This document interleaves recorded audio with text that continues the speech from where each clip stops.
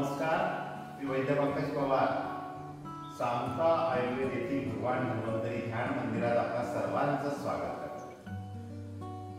आयुर्वेद योग पंचकर्म याचा उद्देशच आहे की निरोगी शरीर व आनंदी आणि उत्साही मन हे या सामका आयुर्वेदाचा उद्देश आहे।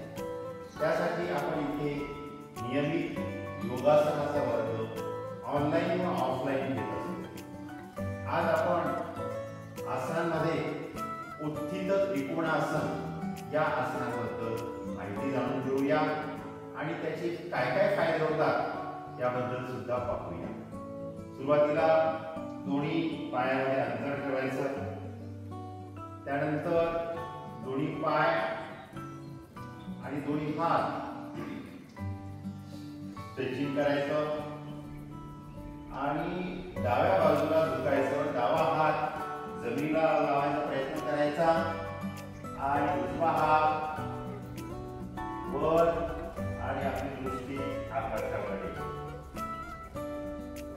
हा आसन साधारणतः 30 सेकंद या पोझिशन मध्ये राहायचं।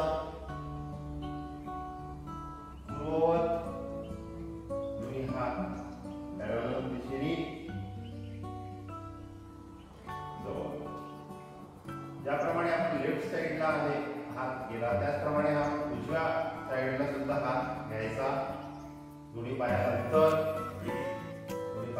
दोन्ही हात वर,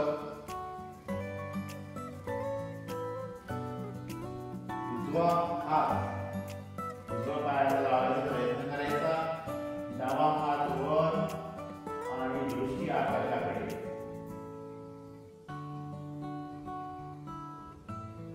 याला उत्थित त्रिकोणासन हे म्हणतात।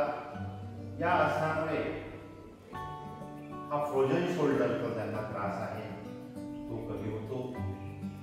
लंबर सर्वाइकल स्पॉन्डिलोसिस, लंबर स्पॉन्डिलोसिस हे सुद्धा कमी होतात। ज्यांना रक्तप्रवाह पायाचा इकडे कमी राहतो ते रक्तप्रवाह सुरळीत होतो आणि हे आसन नियमित केल्यास